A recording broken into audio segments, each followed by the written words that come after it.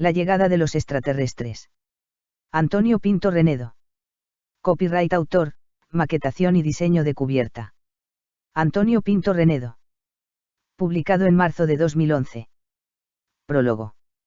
El objetivo de este libro no es el mero entretenimiento del lector, hay quien lo puede considerar una novela de ciencia ficción, pero es el resultado de 20 años de investigación tanto en el campo de la filosofía como en el científico. Quiero subrayar ante todo que mi intención no es la de imponer mis ideas a nadie, si eso fuera así habría sido fácil afirmar que estos conocimientos me han sido otorgados por inspiración divina o algo similar. Más bien al contrario, mi intención es abrir la capacidad de las personas para disentir de todo aquello que no les convenza. Muchas personas desde tiempos inmemoriales han intentado encontrar las claves para unir ciencia y religión sin conseguirlo. Es posible que con este libro se consiga. Yo animo al lector para valorar con libertad estos escritos con el ánimo de que le puedan aportar algo positivo en su vida. Como todo el mundo cometeré aciertos y errores en mis afirmaciones científicas, pero al fin y al cabo el progreso consiste en sustituir una idea buena por otra mejor. También quisiera explicar en qué consiste desde mi punto de vista la misión de los extraterrestres sobre la Tierra. Cada cual podrá formarse una opinión libremente sobre ello, en manos de los lectores lo dejo. Capítulo 1. El planeta de origen. Hace de esto unos 15.000 años, en una lejana estrella situada a unos 100 años luz de la Tierra, allí estaba llegando a la madurez de su evolución un planeta de características similares a las nuestras, llamémosle a este mundo planeta original por ser este el inicio de esta historia. Tras muchos siglos de guerras y conflictos, el planeta llegó por fin a una situación de estabilidad política y de paz prolongada. Esto se debió principalmente a 4 causas. Unificación política del planeta. Control de la natalidad. Fin del ritmo de progreso tecnológico que había llegado a su desarrollo principal. Desarrollo completo del planeta en el aspecto filosófico y moral. Unificación del planeta. En el fondo, el origen de las guerras es en uno de sus aspectos principales, el deseo de los estados de abarcar la totalidad del territorio planetario, sea por la fuerza o sea pacíficamente. Cada vez que el mundo experimenta un cambio tecnológico, cambia el orden de poderes y esto da lugar al intento del país favorecido por el cambio de intentar predominar sobre los demás. No obstante, cuando un planeta completa su desarrollo al final, generalmente se produce la unión pacífica de los estados creando un gobierno común para todos. A continuación sigue el desarrollo de una lengua común que reduzca las distancias entre las personas. No sería este un gobierno absolutista, sino que cada estado conservaría un cierto grado de autonomía. Esta unificación daría lugar a una cierta tranquilidad que permitiría pasar a otras expectativas. Control de natalidad.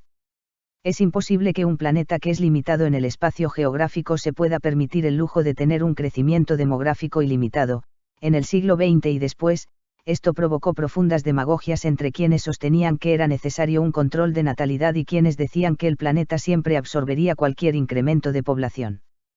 Pero lo cierto es que solo con la limitación a 2 hijos por pareja es posible que los recursos de la sociedad lleguen a todos de una manera sostenible. También es cierto que los servicios sociales deben garantizar el trabajo y la vivienda a todos los ciudadanos. En la Tierra hay muchas personas que creen que garantizar unos derechos básicos a todos los ciudadanos erradicaría los privilegios, pero en realidad es todo lo contrario. La mejor forma de que un privilegio se mantenga es no ensañarse con los más desfavorecidos. Defender una economía de mercado, pero erradicando la miseria, garantizaría siglos de progreso a las sociedades que la implantasen. Por supuesto, aquellos ciudadanos que se negasen a aceptar la ayuda del Estado tampoco podrían esperar favoritismos. Fin del progreso. Con este título no me estoy refiriendo al fin absoluto del progreso, más bien me refiero al final de un proceso histórico de evolución que al principio comienza lento y después se acelera cada vez más hasta casi detenerse de nuevo. Esto marca el momento en el que un planeta llega a su madurez. Esto en la Tierra podría ser en el siglo XXV, aunque es imposible saberlo con exactitud.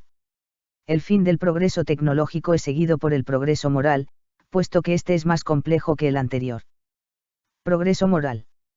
La clave del progreso moral está en asumir que un comportamiento cívico es la única solución para hacer posible una convivencia en una sociedad compuesta por millones de individuos. Es imprescindible erradicar los comportamientos despóticos en los ciudadanos para conseguir este fin. La vanidad y la prepotencia son como enfermedades del espíritu, pero a diferencia de las otras solo se cura con una actitud firme y poco permisiva. Ante ellas los gobiernos que aplican políticas débiles ante los delincuentes solo consiguen fortalecerlos. Para ello es necesario que las libertades ciudadanas estén desarrolladas en su máxima expresión, con el fin de que solo vayan a la cárcel los auténticos criminales. No respetar esto solo da lugar al desarrollo de las mafias como ocurrió en los Estados Unidos con la ley seca. La idea del cielo. Todas las culturas tienen alguna forma de filosofía del cielo, como un lugar al que uno va después de morir si ha vivido una vida correcta. En realidad esto se deriva de la idea intuitiva de que toda sociedad progresa hasta encontrar un equilibrio tecnológico y por fin se halla la paz. Más que ser una persona la que actúa con corrección, es la suma de todas las conductas correctas individuales la que lleva a esta consecuencia. Carácter cíclico del universo. Y vida eterna del espíritu. En el siglo XX se discutía acaloradamente sobre qué es vida y qué no lo es. Esto es una estupidez de raíz. Se decía que la materia no es vida pero engendra la vida. ¿Cómo se puede sostener semejante barbaridad por una comunidad científica que se considera evolucionada? La única forma de que eso sea posible es que la materia también sea vida. La materia es vida pero en un estado distinto de la llamada orgánica, que mejor se podría denominar biológica para distinguirla de la anterior. Lo que ocurre es que la vida en estado mineral necesita concretarse en la formación de estructuras biológicas para evolucionar, es decir, necesita formar plantas, animales y personas. La razón es muy sencilla, la vida en estado mineral es muy burda en su planteamiento y el desarrollo de estructuras biológicas permite la reencarnación de la vida mineral en formas orgánicas, lo que hace de la vida más interesante, en parte por el ciclo repetitivo de la vida y de la muerte. De esta manera con el nuevo nacimiento la vida comienza de nuevo y todo se vive con toda su plenitud otra vez. La reencarnación del espíritu en el cuerpo supone la unión del éste con la materia, lo que da lugar a una realización más intensa de las expectativas vitales, a causa de las sensaciones nuevas que la materia aporta al espíritu continuamente, ya que no forma parte de él. Esto es así porque en el universo todo es cíclico, todo se repite de nuevo, en un proceso eterno en el que el mismo tiempo vuelve a empezar desde el principio. Vida eterna del espíritu. De la misma manera que la materia no se crea ni se destruye, la vida en su esencia tampoco. Si la materia es vida y la materia en su estado de energía es eterna, del mismo modo la vida es también eterna, por consiguiente la muerte solo es un mero trámite para el espíritu, ya que éste es eterno, no puede surgir vida de la muerte. El origen de la vida. Esta es la pregunta más compleja del universo, así que no se puede esperar de mí una gran respuesta. Al respecto diré que la vida igual, que la materia, no se crea ni se destruye, solo se transforma. La materia y el vacío forman un binomio de modo que no es posible el vacío sin la materia ni la materia sin el vacío. Podría decirse que es una relación binaria de la que se derivan las polaridades de la naturaleza. El universo continúa de forma indefinida en un proceso de creación de universos y destrucción de los mismos, hasta que el tiempo se termina, momento en el que el mismo tiempo vuelve a comenzar desde el principio. En este proceso cíclico todos los seres se encuentran inmersos y todas las vivencias del cosmos al final son vividas por todos en un proceso de renovación continua. Los seres vivos en su esencia se pueden dividir en dos grupos: los seres planetarios, que dan lugar a la formación de estrellas y planetas y no representan más que el 1% del total. Y los seres espirituales, que representan el 99% restante. Los seres planetarios se encargan de sostener el cosmos y los espirituales se encargan de desarrollar la vida orgánica evolucionada como la humana con el fin de reencarnarse en ella después. Ningún ser por ello es más que el otro. Los seres minerales planetarios solo existen en un plano muy elemental, controlando el funcionamiento de los átomos sin interferir con la vida de las personas. Con el tiempo las funciones se rotan y unos realizan las funciones de los otros, concretamente en el siguiente ciclo cósmico. En este contexto Dios, no es sino el conjunto de leyes universales que entre todos los seres se generan, aunque se expresan más exactamente a través de los seres planetarios. Quien llega a la vida, es porque antes también estaba vivo en forma espiritual. En el cosmos todo es vida, incluso los planetas y las estrellas están vivos, pero en una forma mineral. Sería estúpido pensar que la Tierra podría desplazarse por el espacio desde hace 5.000 millones de años y al mismo tiempo defender que no tiene vida por sí misma. ¿Qué clase de científicos tenemos para defender semejante cosa?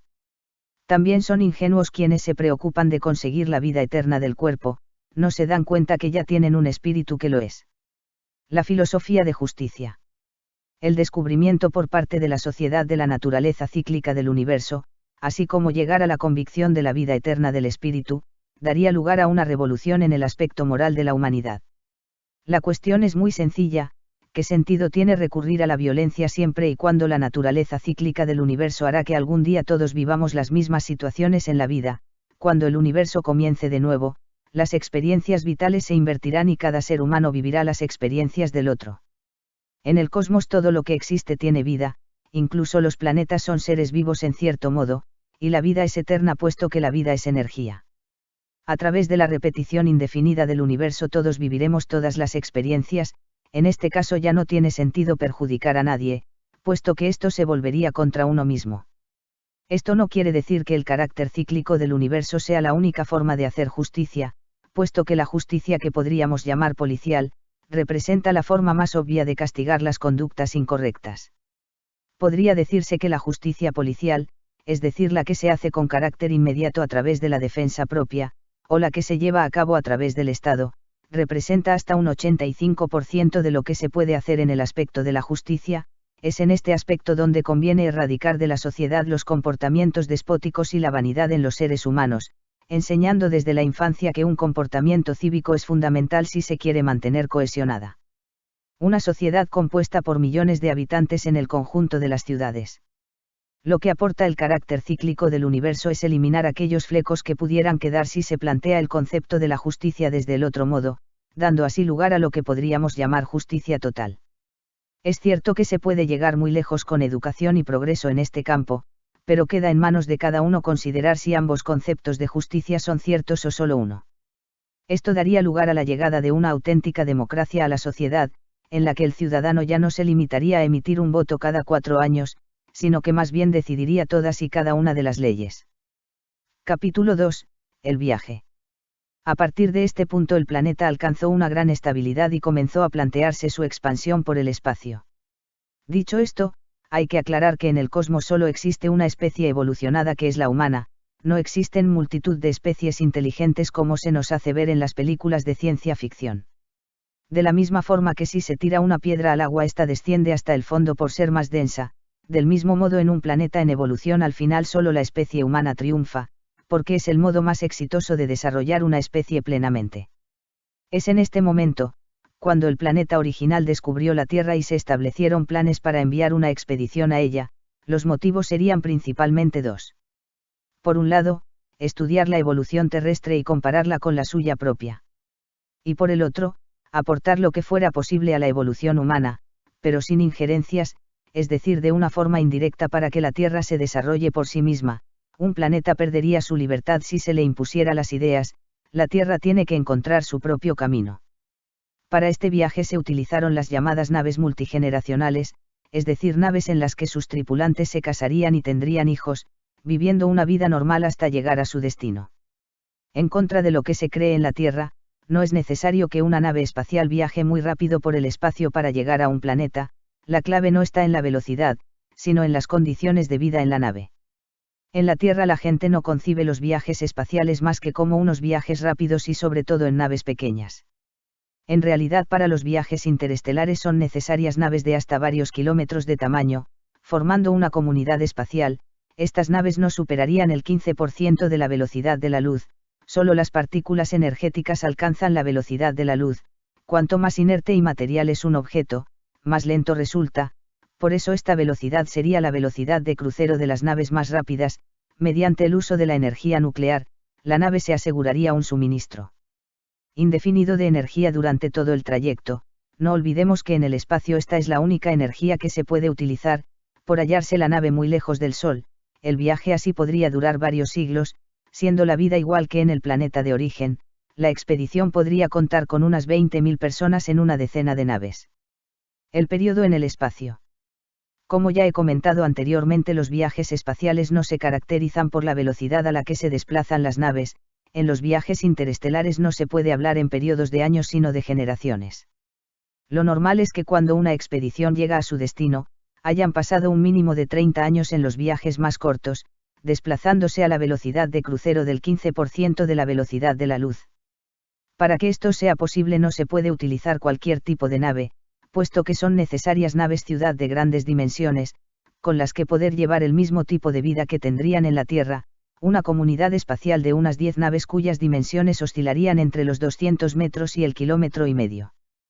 Por supuesto, estas naves tendrían un sistema de gravedad artificial que les permitiría sentirse como en su planeta de origen, se casarían, tendrían sus hijos a bordo de las naves y podrían viajar de vez en cuando al resto de naves que formarían la expedición. Para desplazarse por el espacio también es factible realizar escalas. Una nave puede iniciar una colonia en un planeta distante del suyo de origen y tras un periodo transitorio de un siglo o dos iniciar de nuevo otra expedición colonial a otra estrella con algunos de los descendientes que se habrían desarrollado en ese planeta. Para estos trayectos se utilizaría energía nuclear, ya que entre las estrellas es la única energía que se puede utilizar a causa de la lejanía del Sol. De este modo la posibilidad de enviar expediciones a distancias muy grandes se convierte en una opción razonable. En la Tierra, las generaciones se suceden sin salir del planeta y esto no se considera como algo extraño, pues los viajes en las naves nodrizas serían exactamente lo mismo. Para un mayor ahorro energético todos los materiales se reciclarían y nada se tiraría al espacio. Estas naves se pasarían meses acelerando a solo unas décimas de g, fuerza de aceleración, para adquirir la velocidad necesaria sin forzar la estructura, que sería muy ligera. En este tipo de sociedad no existirían los robots humanoides, pues como ya he contado con anterioridad, la forma humana es la suma de un cuerpo y un espíritu. No tiene sentido esperar de una máquina que sea como un hombre, salvo que albergase un espíritu, pero para eso ya está el hombre.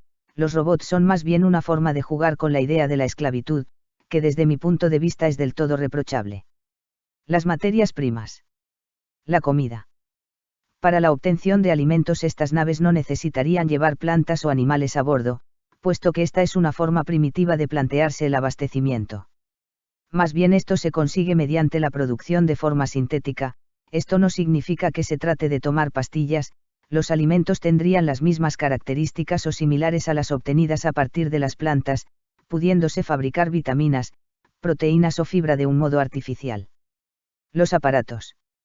Todos los aparatos tecnológicos serían reciclados después de su uso sin desperdiciar nada, gastándose el mínimo de energía en volverlos a construir. Así algunas estructuras metálicas o cristalinas podrían volverse a utilizar en los nuevos aparatos, consiguiéndose de este modo un ahorro de energía suplementario. Al final ningún producto de desecho se tiraría al espacio, puesto que todos los residuos, de ser necesario, serían reducidos a sus principios químicos esenciales. La energía. La fisión del uranio u otro combustible nuclear, aseguraría la supervivencia de esta expedición de manera prácticamente indefinida, aun siendo esta energía peligrosa. En el espacio interestelar es la única que se puede usar. Los agujeros negros. Mucha gente se pregunta cuál es la naturaleza de los agujeros negros. Hay quien piensa que son agujeros interdimensionales, otros piensan que se tragarán el cosmos. Lo cierto es que de todo esto los agujeros negros son lo más simple que nos podamos imaginar. La física de los agujeros negros es en realidad la misma que la de las estrellas y los planetas, es decir, son simplemente masa supercomprimida. La única diferencia es que al tener una masa tan enorme las grandes presiones les hacen perder a los átomos la capa exterior de electrones, por lo tanto podría decirse que un agujero negro es como un núcleo atómico gigante. Además, estos objetos del cosmos no causan ningún perjuicio al orden universal, pues son necesarios para dar estabilidad a las galaxias. Primero están los agujeros negros en el núcleo galáctico, luego las estrellas y luego los planetas. Una masa menor gira sobre otra mayor. Los agujeros negros no emiten luz, o de ser así es muy difícil de detectar a causa de su enorme gravedad. Por supuesto, si una nave espacial cayera en su interior quedaría destruida inmediatamente y sus elementos atómicos quedarían reducidos a su forma más básica. En definitiva, estos objetos, lejos de ser monstruos, lo que hacen es dar estabilidad al sistema galáctico. Tampoco tiene mucho sentido pensar que la enorme gravedad de estos objetos podría dar lugar a una perforación en el tejido del espacio. En primer lugar, porque el espacio no es un tejido, es absurdo pensar que algo que es inmaterial se pueda perforar. En segundo lugar, porque la gravedad de estos objetos no se aplica de arriba a abajo sino de todos los puntos hacia el centro. Una cosa es que para explicar la gravedad se utilice el ejemplo de una esfera material desplazándose sobre un tejido en cuyo centro hay otro objeto más pesado, y otra cosa es que esto se pueda aplicar a un agujero negro, puesto que en la realidad se trataría más bien de dos tejidos puestos en oposición, por lo tanto esa supuesta presión sobre el tejido espacial se anularía. Capítulo 3. Actividades en la antigüedad. La Tierra. Una vez la expedición llegó al sistema solar, se organizaría la instalación de bases, tanto en los planetas como en la Tierra y la Luna. A partir de este momento es cuando comenzaría de verdad su misión, empezándose a tomar muestras de plantas y animales y también el estudio del ser humano si lo hubiera. Con respecto al ser humano además, existiría la tarea añadida de llevar a cabo una labor de seguimiento y orientación en su proceso de evolución. Eso no significa que se fueran a violentar los intereses de estos, más bien se trataría de aportar un estímulo en su progreso con el fin de que aprendan lo que estén en condiciones de asimilar. Egipto. A orillas del río Nilo se fue formando desde tiempos inmemoriales una comunidad agrícola que junto con Samar fueron las primeras sociedades de la tierra en formar una civilización en torno a una política de control de las cosechas de una manera estable. Así en el año 2000 a.C. estas dos comunidades eran la vanguardia del progreso en la tierra y evolucionaban de una manera tranquila. Pero en un periodo relativamente reducido todo cambió. El planeta llevaba varios milenios saliendo de la última glaciación, lo que suponía que la temperatura de la Tierra estaba aumentando sin cesar cada siglo.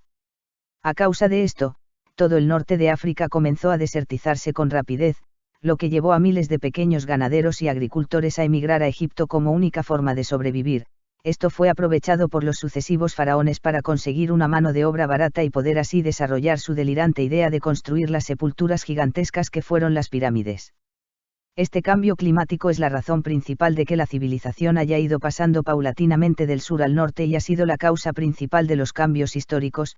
Así primero estuvo en Mesopotamia y Egipto, después en Grecia y Roma, luego en España y Francia y por último en Inglaterra y Estados Unidos. Por civilización me refiero a la vanguardia de esta y no a toda la civilización. El progreso siempre es mayor allí donde el clima es más equilibrado. La Atlántida. Aproximadamente unos 1500 años antes de Cristo, una de las civilizaciones más avanzadas era la minoica en la isla de Creta. Debía su alto grado de desarrollo principalmente al hecho de ser un punto estratégico para el comercio entre Egipto y la Grecia primitiva. Pero un hecho geológico cambió todo de repente. Una enorme erupción volcánica en una isla próxima llamada Tera provocó una nube de cenizas que al depositarse en Creta y en las demás islas dañó de manera irremediable las cosechas y la ganadería. En algunos casos se produjeron capas de cenizas de hasta varios metros de espesor. Cientos de habitantes de estas islas huyeron en los pocos barcos que pudieron conseguir.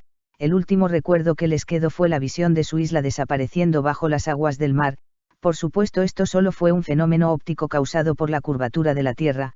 Para aquellas personas no acostumbradas a la navegación, el hecho de ver desaparecer su isla desde la base hasta la punta pudo dar lugar a la idea de que la isla se había hundido debajo del mar. Los colonos que llegaron a Grecia después de la catástrofe dieron lugar a la historia de la Atlántida transmitida hasta nosotros por el filósofo Platón. Hoy en día se tiende a pensar en la Atlántida como una sociedad tan avanzada que tendría naves espaciales entre otros objetos tecnológicos. Nada más lejos de la realidad. Esta civilización era efectivamente muy evolucionada, pero solo desde el punto de vista de la época en la que existió. El pueblo hebreo. Al igual que muchas otras comunidades del norte de África, el pueblo hebreo también se vio obligado a emigrar a Egipto por el progresivo empobrecimiento de la tierra. Pero al problema de la desertización se le sumó la catástrofe volcánica en el Mediterráneo, por el grave daño que provocó en la agricultura la lluvia cargada de cenizas volcánicas. Esta situación hizo cada vez más insostenible la concentración de poblaciones en las orillas del Nilo. La comunidad extraterrestre instalada en la Tierra vio en esto una buena oportunidad para iniciar un proyecto de formación en el plano filosófico de la sociedad terrestre, y el pueblo hebreo era el medio ideal para alcanzar este fin. Es decir, la comunidad extraterrestre guiaría y protegería a los hebreos y a cambio estos debían adquirir con sus protectores el compromiso de seguir sus enseñanzas. Es a partir de este momento cuando comenzaron a manifestarse a Moisés e hicieron un pacto con él. Las epidemias, el hambre y las perturbaciones climáticas hicieron el resto, aunque los extraterrestres no tuvieron nada que ver en ello. A partir de ahí el pueblo hebreo fue guiado y protegido por los que ellos llamaban ángeles y a cambio comenzaron a desarrollar los mandamientos que estos les daban. Aunque con muchos tiras y aflojas entre estas dos comunidades, es muy difícil coordinar dos sociedades que se llevan una diferencia evolutiva de 17.000 años. Por las noches se les iluminaba con lo que ellos llamaban una nube luminosa, pero que en realidad era una aeronave camuflada tras una nube de vapor. La idea de Dios. En todas las sociedades es común alguna forma de creencia en un Dios creador. Esto fue excelente para los extraterrestres, que así encontraron la manera de comunicarse con los hebreos de una forma que a ellos les pareciera normal. La verdadera naturaleza de Dios no es la de un hombre viejo y barbudo como muchos creen, más bien Dios es el conjunto de leyes universales que rigen el universo. Dios es justo porque las leyes universales también lo son. Dios está en todos nosotros porque las leyes universales también se expresan a través de nosotros. La igualdad de las leyes universales se constata por el hecho de que incluso las galaxias más lejanas comparten las mismas reglas que la nuestra. La Biblia. Es un grave error tomarse la Biblia al pie de la letra, pues quien hace eso se pone en manos de los manipuladores que a través de la alteración de los escritos pueden conseguir de las mentes débiles lo que quieran. El progreso de la humanidad solo tiene un camino verdadero y es desconfiar de todo y no aceptar nada porque sí. Se puede tener fe en algo, pero eso no significa que se deba de perder la capacidad para razonar. Incluso aquellos que nos llevan 15.000 años de ventaja se equivocan a veces. La verdadera expresión de la libertad consiste en someter todos los puntos de vista a un razonamiento lógico. Por muy divinos que se proclamen esos puntos de vista, los manipuladores siempre recurren a argumentar que sus afirmaciones son de origen divino con el fin de bloquear las mentes e impedir el libre razonamiento. Lógico, el progreso de las ideas tiene que ir de la mano con la capacidad para disentir. Podría decirse, por ejemplo, que en el Génesis es básicamente una recopilación de ideas y creencias antiguas que probablemente no se aproximan a la realidad en más de un 30%.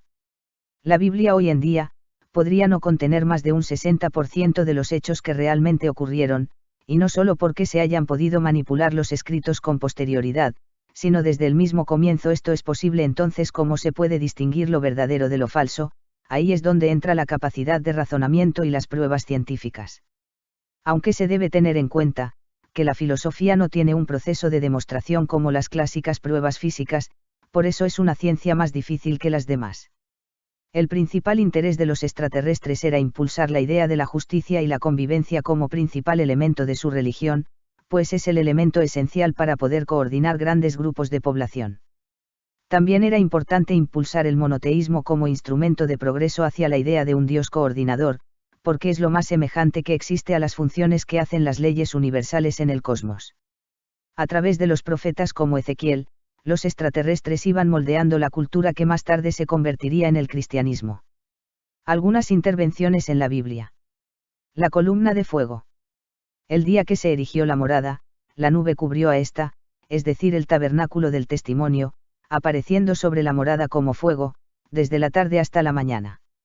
Así sucedía siempre, de día, la cubría la nube y de noche algo que parecía fuego. Y cuando la nube se alzaba sobre el tabernáculo, los hijos de Israel se ponían en marcha, y en el sitio donde se paraba la nube, allí acampaban los hijos de Israel. A la orden de Yahvé los israelitas se ponían en marcha, y a la orden de Yahvé acampaban, y quedaban acampados todo el tiempo que permanecía la nube sobre la morada. Aun cuando la nube se detenía muchos días sobre la morada, los hijos de Israel observaban lo dispuesto por Yahvé y no levantaban el campamento. Lo mismo hacían cuando la nube permanecía muy pocos días sobre la morada. A la orden de Yahvé acampaban y a la orden de Yahvé se ponían en marcha. Cuando la nube se paraba solo desde la tarde hasta la mañana, y se alzaba a la mañana, se ponían en marcha. O si se paraba un día y una noche y después se alzaba, también ellos emprendían la marcha.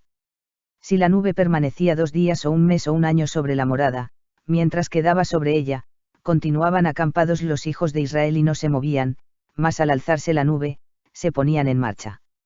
A la orden de Yahvé acampaban, y a la orden de Yahvé se ponían en marcha, guardando lo dispuesto por Yahvé, según la orden de Yahvé dada por medio de Moisés. Números 9 y 15. Aunque las actividades de los extraterrestres con el pueblo hebreo son de las más notorias que han llegado hasta nuestros días, también mantendrían discretos contactos con otras poblaciones humanas, pudiendo ser estos contactos el origen de algunas creencias antiguas. Estos contactos podrían haber influido en el origen de religiones como el budismo o el zoroastrismo. Ezequiel. Circunstancias de la primera visión. En el año 30, el día 5 del 4º mes, estando yo en medio de los cautivos, junto al río Cobar, se abrieron los cielos, y tuve visiones de Dios. El día 5 del mes, en el año 5 de la deportación del rey Jeconías, llegó la palabra de Yahvé al sacerdote Ezequiel hijo de Buzi, en la tierra de los caldeos, junto al río Cobar, y estuvo allí sobre él la mano de Yahvé. Miré y vi cómo venía del norte un torbellino, una gran nube y un fuego que se revolvía dentro de sí mismo. Alrededor de ello había un resplandor y en su centro algo semejante a un metal brillante que salía del medio del fuego. Los 4 animales misteriosos. En el medio había la figura de 4 seres vivientes, cuyo aspecto era tenían semejanza de hombre, y cada uno tenía 4 caras, y cada uno 4 alas. Sus pies eran derechos, y la planta de sus pies como la planta del pie de un becerro, y despedían centellas cual bronce bruñido. Tenían manos de hombre por debajo de sus alas a los 4 lados, y, cada uno, de los 4 tenía la misma cara y las mismas alas. Sus alas se tocaban la una con la otra. Cuando caminaban no mudaban de frente, cada uno caminaba cara adelante. Sus caras tenían esta forma: cara de hombre, por delante, tenían también, cada uno de los 4, cara de león, a la derecha, cara de toro, a la izquierda, y cara de águila, atrás. Sus caras y sus alas se extendían hacia arriba, cada cual tenía 2 alas, que se juntaban con las del otro, y 2 cubrían su cuerpo. Y caminaba, cada cual, cara adelante, a donde los llevaba el espíritu allí andaban, no mudaban de frente al caminar. Estos animales tenían el aspecto de ascuas encendidas, semejantes a antorchas que como fuego resplandeciente discurrían por en medio de estos seres vivientes, y del fuego salían relámpagos. Y los seres vivientes corrían y volvían cual fulgor de relámpago. Ezequiel 1, 5. A primera vista podría decirse que se está refiriendo a un aparato semejante a un helicóptero, pero es difícil saberlo. Capítulo 4. El cristianismo.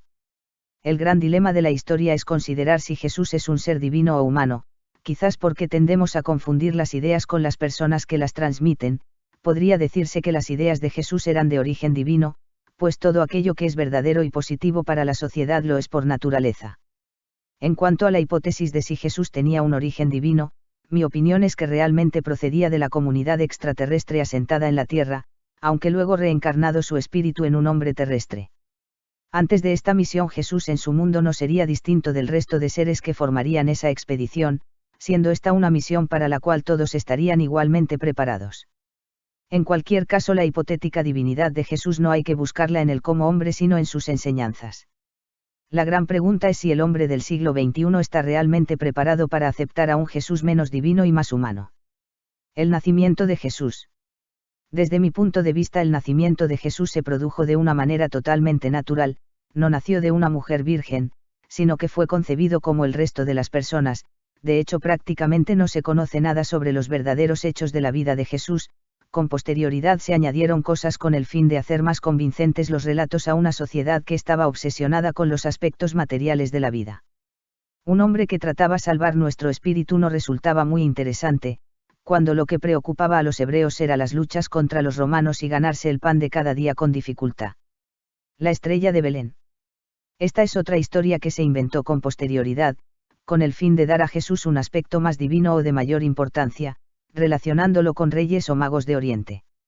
Resulta un tanto absurdo pensar que estos reyes de Oriente fueran a hacerle una visita con el escándalo que esto supondría y que luego se iban a marchar por donde habían venido dejando a Jesús en su humilde pesebre como si tal visita nunca hubiera existido. Incluso la misma fecha del nacimiento de Jesús se desconoce por completo y la razón principal de que sea la que conocemos se debe a que en aquellos tiempos ya se celebraba la fiesta del solsticio de invierno, el día más corto del año, que es cuando el sol comienza a subir, y se celebraba solo unos días antes del supuesto nacimiento de Jesús. La Iglesia simplemente se apropió de esa celebración. Los milagros de Jesús. En realidad todos los milagros de Jesús menos uno fueron inventados por los apóstoles después de su muerte. Ellos se encontraban desesperados por ver que las enseñanzas de Jesús no tenían demasiado eco en la sociedad. Jesús sobre todo intentó resucitar entre los ciudadanos el principio bíblico de ama a tu prójimo como a ti mismo como principio ético esencial, pero esto se estaba olvidando. Esto no significa que no tengamos derecho a defendernos. Lo de enseñar la otra mejilla solo fue un gesto para dar a entender que el hecho de ser apresado no significa el final de un proyecto. Los apóstoles decidieron tras la muerte de Jesús que era preferible un Jesús que hiciera milagros antes que un Jesús olvidado. El verdadero milagro de Jesús fue conseguir que su palabra se extendiera por toda la tierra y que su exhortación en favor del bien entre todos los seres humanos fuera escuchada. La cuestión es, si el hombre del siglo XXI está dispuesto a aceptar un Jesús que no hace milagros, es decir, si está dispuesto a valorar a Jesús por sus enseñanzas y no por los adornos que al fin y al cabo son los milagros. Judas Iscariote. Tras la muerte de Jesús, Judas fue considerado por todos como un criminal y el responsable de la muerte de Jesús, pero esto no es del todo cierto. Cuando Judas se unió a Jesús lo hizo pensando que se unía a una especie de banda de aventureros que libraría a Israel del dominio romano, pero cuando Jesús le manifestó su intención de no huir más y dejarse apresar, Judas se sintió traicionado. Pensaba que Jesús estaba abandonando sus ideales y como consecuencia le estaba poniendo a él en una situación embarazosa. Buscó una solución de forma improvisada y solo encontró como escapatoria delatarle a los romanos que le querían apresar. Judas no comprendía que Jesús lo que intentaba era salvar a los hombres en un sentido espiritual y no material, y estar huyendo indefinidamente no servía para nada. Prefirió sacrificar su vida con la idea de que quizás así se removerían las conciencias de la gente, como efectivamente así fue después. Aunque fueron los romanos los que acabaron con la vida de Jesús, en realidad fueron los líderes religiosos judíos los que instigaron su muerte. Por eso mismo quienes dicen que Jesús era simplemente un judío más, tampoco son muy realistas, pues él tenía su propia forma de entender la religión. El origen de las enfermedades. Si el cuerpo humano fuera una máquina, las enfermedades serían los desequilibrios causados por el mal uso de la misma. En realidad el cuerpo humano sí es una máquina, pero biológica. Lamentablemente las personas no tratan su cuerpo con las atenciones que deberían y a causa de ello surgen las enfermedades. Las enfermedades se pueden dividir en dos grupos, las reversibles y las irreversibles. Las reversibles podría decirse que son las que se producen cuando una persona fuerza su cuerpo con hábitos y costumbres insanas por ignorancia o a sabiendas. Estas enfermedades se pueden eliminar simplemente corrigiendo el comportamiento que las causa.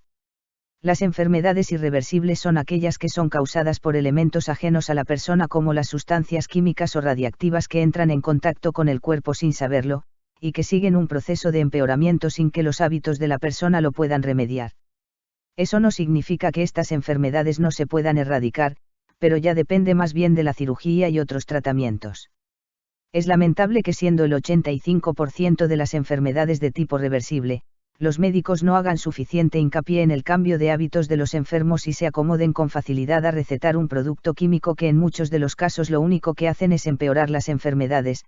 Los medicamentos solo se deberían indicar en aquellos casos en los que el abandono del comportamiento insano o erróneo del paciente no fuera suficiente para solucionar el problema. También es justo reconocer que la mayoría de los pacientes no quieren sermones sobre sus hábitos de vida y prácticamente exigen al médico que les recete un medicamento. Esto ocurre porque piensan que las medicinas son como elementos milagrosos que pueden solucionar los problemas de salud sin tener que abandonar sus malos hábitos insanos y sin sufrir efectos secundarios, lo cual es un grave error. Sería muy conveniente que la sociedad en general reflexionara seriamente sobre este tema. Hay que tener en cuenta que la utilidad de un medicamento es inversamente proporcional a la cantidad que se utilice. Puede ser muy útil en cantidades justas, pero puede ser un veneno en cantidades excesivas. Sobre los santos.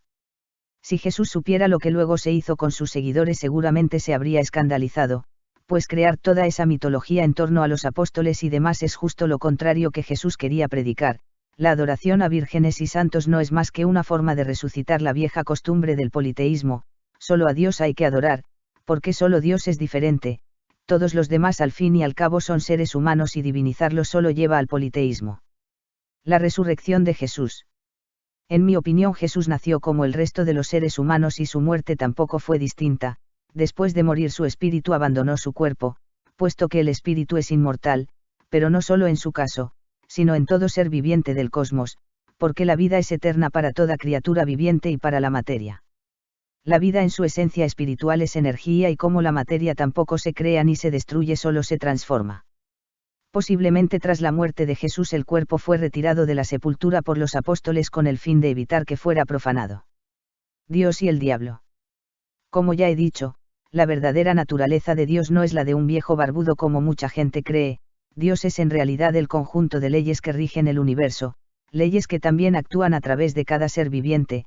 Cuando una persona hace algo por el progreso de su sociedad, en ese momento se puede decir que está siendo un representante de Dios, pues todo lo que contribuye al progreso tiene una naturaleza divina.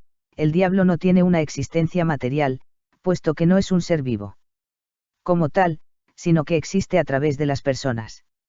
El mal no es sino una enfermedad del espíritu que se produce cuando uno cree que puede hacer sin consecuencias aquello que no debe. El demonio, por lo tanto, no es más que la expresión de los errores cometidos por los seres humanos cuando se dejan llevar por un comportamiento despótico.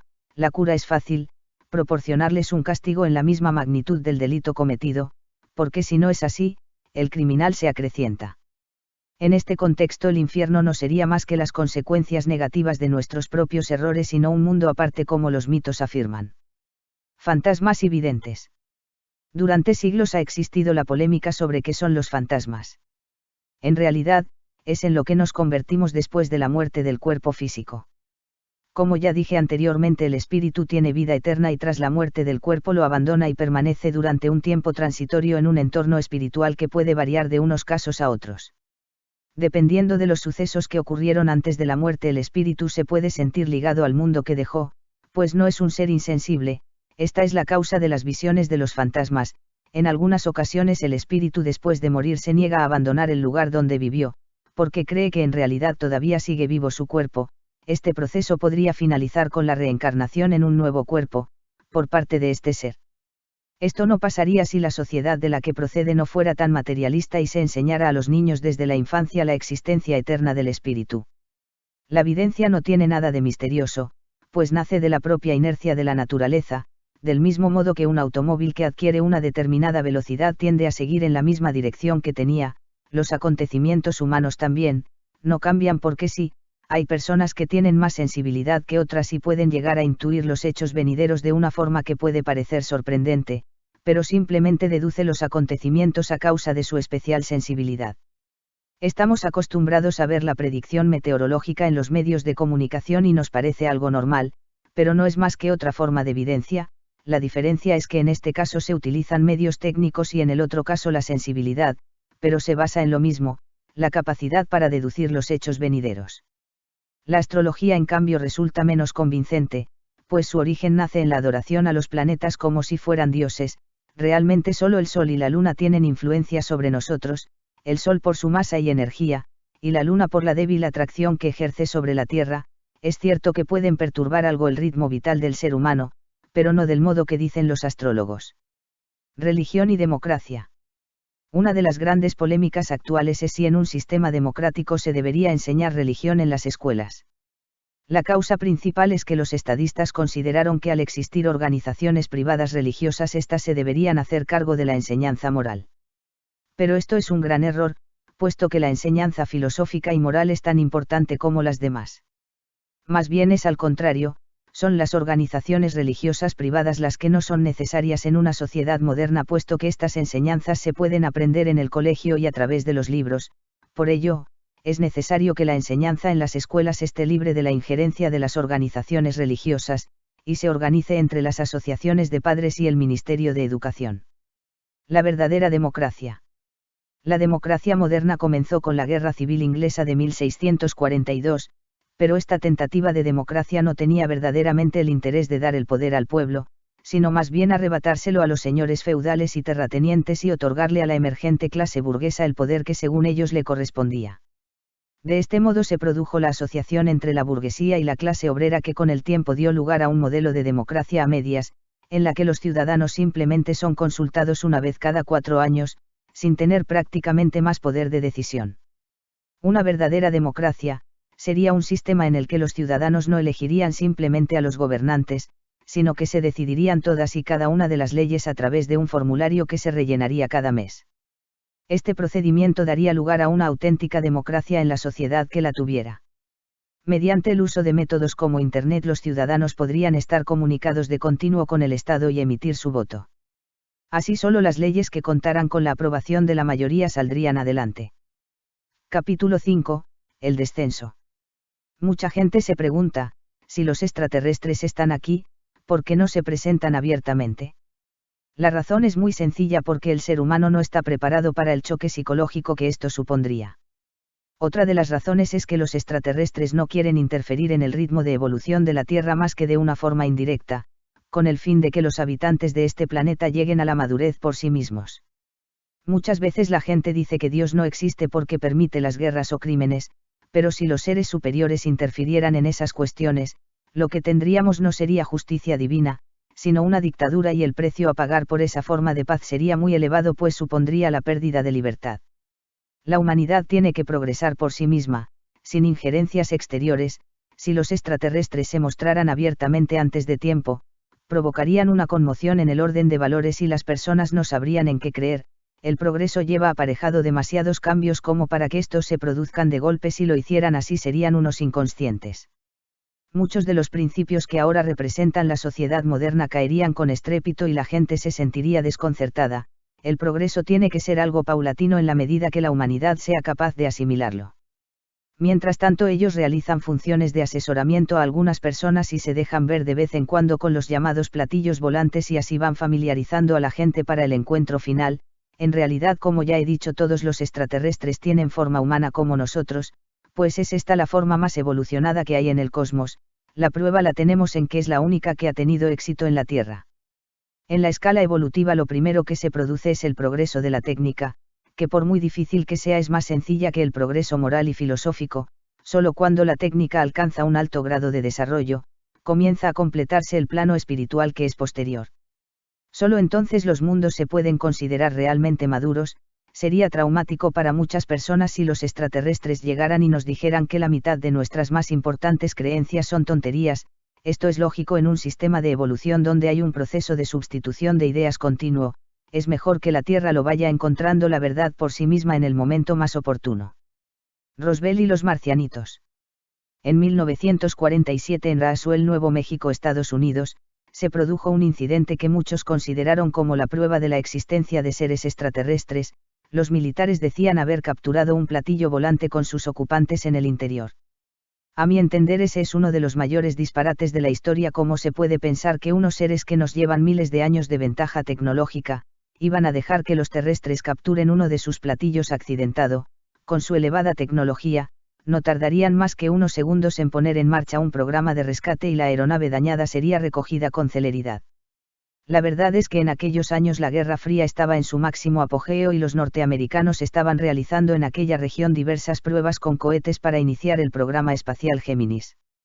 También estaban experimentando con animales, monos principalmente, para ver los efectos que tendrían las pruebas espaciales sobre el ser humano. Posiblemente una cápsula espacial experimental cayó fuera de la zona asignada llevando en su interior estos animales que he mencionado. Se les habría rapado y puesto trajes ignífugos, pero posiblemente debió fallar el paracaídas en la prueba de reentrada. Para los militares, solo había dos posibilidades una vez se conoció públicamente este incidente: decir que son pruebas de alto secreto o desviar la atención de otra manera. De forma espontánea e improvisada, se optó por decir que se trataba de un ovni, dando lugar a la imaginación, pero desviando la atención sobre los hechos reales. Al fin y al cabo, si la gente cree que los Estados Unidos tienen naves extraterrestres, esto no haría más que aumentar su ego y su prestigio.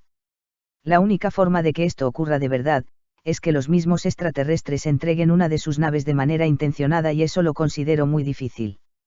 Sería tan difícil que los terrestres capturaran un platillo volante como que una tribu de bosquimanos capturara un portaaviones de los Estados Unidos. Estas actividades de la Fuerza Aérea Norteamericana solo tendrían como misión el desarrollo de nuevos prototipos de aviones y cohetes espaciales, pero en el más absoluto secreto. Las razas extraterrestres. Hay quien piensa que los seres extraterrestres tienen la cabeza de gran tamaño.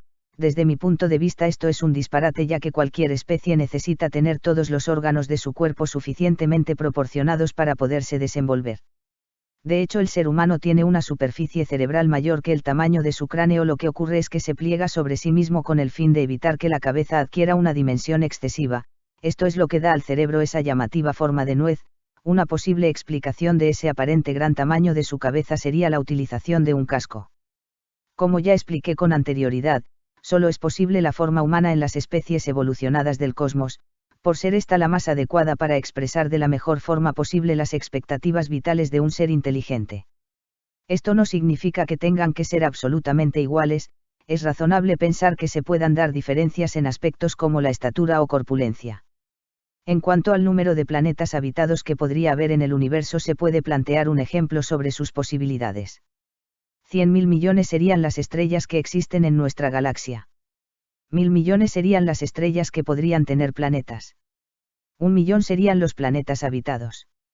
1.000 serían los planetas con civilizaciones avanzadas.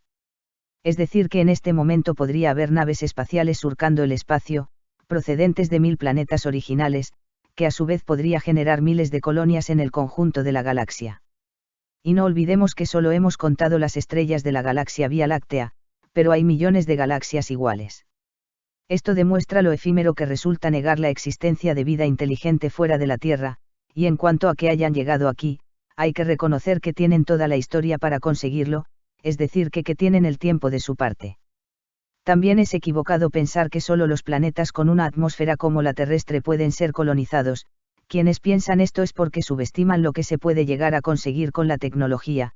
No se trataría de cambiar la atmósfera de los planetas a colonizar, sino más bien de adaptarse mediante la construcción de ciudades protegidas del clima exterior. Los platillos volantes.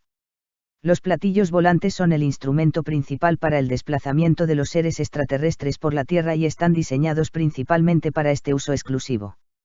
Una característica representativa de ellos es su gran luminosidad. Esta no es una coincidencia, sino que está provocada de manera deliberada para que la gente lo vea y se vaya familiarizando con ellos.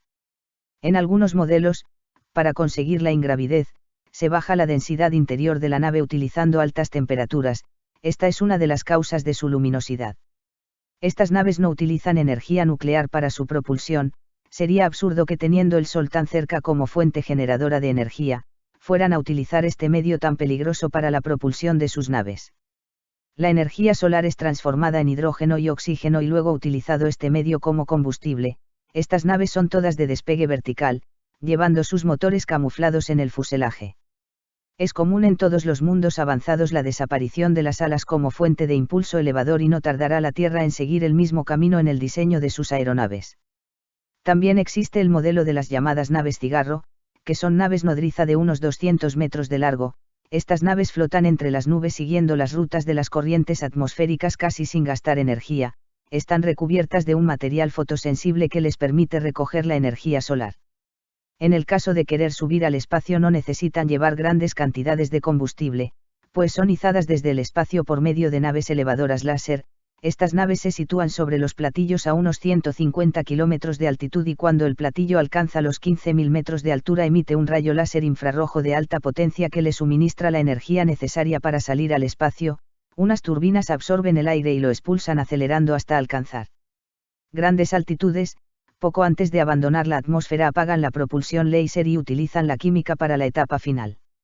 Otra característica que les distingue es la capacidad de hacerse invisibles. Esto se consigue mediante el uso de unas microcámaras que llevan repartidas por el fuselaje. Estas cámaras se encargan de emitir por un lado las imágenes que captan por el otro, con la ayuda de un ordenador. De este modo se consigue la sensación ilusoria de que no están delante. Las misiones.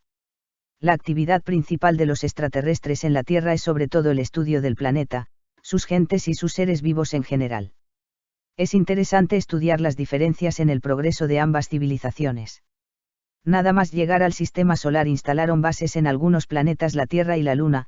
En la Tierra incluso bases submarinas. Las naves de observación tipo cigarro pueden funcionar tanto como vehículo volador como submarino, mediante la variación de la densidad interior, pues están casi vacías, aunque su coraza exterior es casi impenetrable. Así las investigaciones científicas acaparan la mayoría de su tiempo. Estudian también el efecto de las nuevas tecnologías sobre el cuerpo humano. Los resultados de estas investigaciones son enviados por radio al planeta de origen.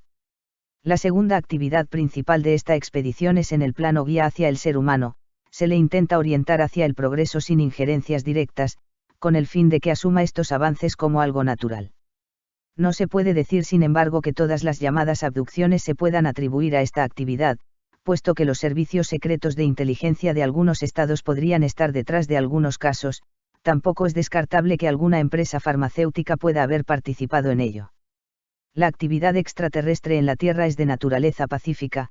No tiene sentido pensar que quieran invadir el planeta, porque de ser así ya lo habrían hecho hace milenios.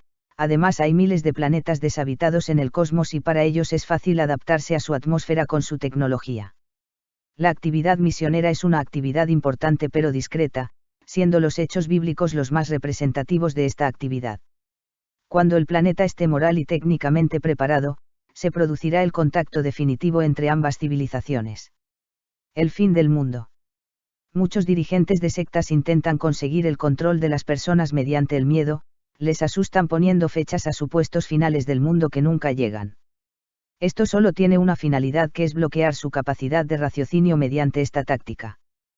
Pero el verdadero objetivo de estas sectas es el lucro económico y la adquisición de poder, y no es que en el futuro no pueda haber guerras y desastres, pero eso no significa que el mundo no vaya a proseguir su marcha de evolución natural. El progreso de las sociedades se caracteriza por un ritmo de evolución lento, que es seguido por otro mucho más rápido, cuando está a punto de terminar una etapa evolutiva. Posteriormente se vuelve a ralentizar el ritmo de progreso tecnológico, hasta el final del ciclo cósmico.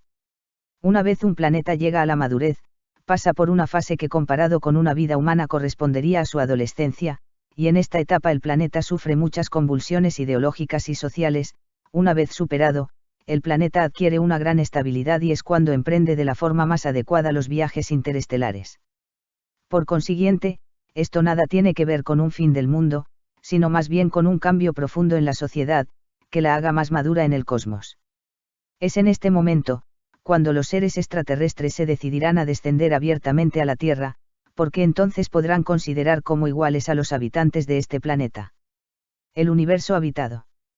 También se ha polemizado mucho sobre si hay vida inteligente en el espacio y cuánta. Lo sorprendente es que incluso aquellos que se consideran científicos duden de ello. Solo en nuestra galaxia hay más de 100.000 millones de estrellas, aunque solo una de cada 100.000 tuviera un planeta habitado serían 1.000.000 de planetas y basta que uno de ellos llegue a la etapa espacial antes que la Tierra para que expanda sus colonias y sus expediciones de exploración por todo el universo. Es necesario abandonar las actitudes vanidosas que niegan esta realidad y aceptar este hecho sin miedo y con normalidad. Epílogo. Mi objetivo al hacer este libro es principalmente esclarecer el misterio que rodea el fenómeno de los platillos volantes. He buscado ante todo dar solución a las preguntas que muchas personas quisieran hacer sobre este tema, pero a las que nunca hayan respuesta. Ciertamente son muy aventuradas el conjunto de afirmaciones que aquí se muestran, pero si contáramos a los ciudadanos del siglo XIX los hechos de la actualidad tampoco lo creerían. Todavía hay quienes niegan que el hombre haya llegado a la luna, en un alarde mezcla de vanidad e ignorancia. No es posible el progreso sin imaginación. Yo creo sinceramente en lo que he escrito en este libro, pero me parece correcto el análisis por parte del lector de su contenido. La crítica constructiva es útil para esclarecer los hechos científicos en cualquier caso. De todos modos animo al lector a seguir mi camino y buscar la verdad por sí mismo. Fin.